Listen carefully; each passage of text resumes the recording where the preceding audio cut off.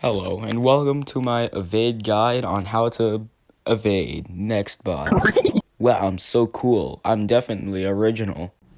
So the first thing you're gonna notice is obviously a menu. So you're in the game and you're getting chased by next bots at the start of the round. But you notice what I'm doing at the start? I'm doing a thing called bee hopping, which is a simple mechanic. It makes you go faster than regular running. So with bee hopping, you can just spam jump, but your jumping is inconsistent and won't make you go as fast. So I recommend timing your jumps to the moment where you hit the ground, so it makes you go faster. Bee hopping is essentially the core mechanic of fast transportation. You can also do a little strafe by holding down a directional key in the direction you're facing, and then bee hopping. So like this.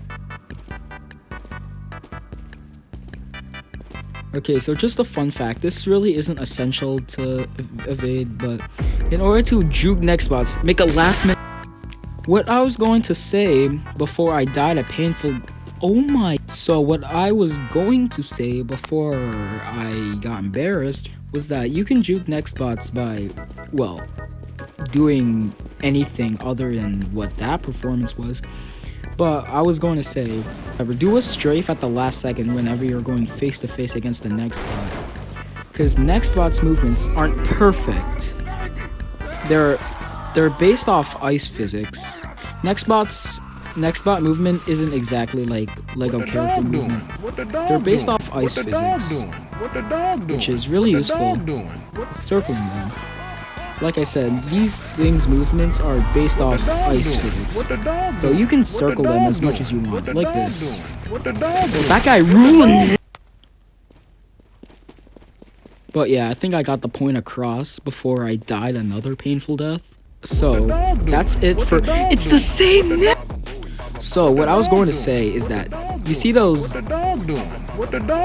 You are not getting me this time. I'm saving- I'm dropping you. So what I was going to say, what I was going to say is that if you're on mobile, you're gonna see a bunch of buttons on the bottom of the screen that you might not understand at first. But once you start opening them, you're gonna be even more confused than usual. This backpack thing are your usables, which you can equip in the shop. There's a variety of things. The middle button does nothing for me because I have nothing equipped for that slot, but that's basically your utility. You can equip another variety of items on there. And this one's your flashlight, which is pretty useless, except if you're in a dark room or it's a blackout room. How did I live? You can jump on tables, bookshelves. You can also slide, but I don't see the use of that. Okay, the way you can find these utilities, usables, flashlights is through the equipment tab right here. Here you'll get a daily store, which you shouldn't worry about right now. And you'll get the character shop, which we'll talk about later, and the item shop. You can get flashlights, lanterns, night vision, utilities like I talked about. You get a compass, it will always face north. I don't see why it's useful. A timer, self-explanatory. Radio, you can communicate with other players who have a radio because the chat box in game doesn't appear. Radar, pretty self-explanatory. And a decoy. This will launch a decoy forwards, which will attract other next bots because they'll think it's a normal being. And usables. Let's get into the character shop. So I'm not gonna get into detail with all of them, but I'm just gonna show you the ones I think are the most essential to surviving. Stilts increases maximum speed, pretty self-explanatory. The shoes, people think it makes you go faster. It doesn't. It makes your acceleration, it speeds up your acceleration by 80%, which is really good. Which one is better?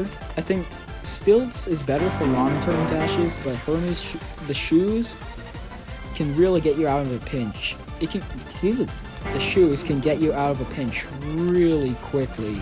Unlike the stilts, which have the full amount of acceleration time, the shoes cut that acceleration time by about 80%.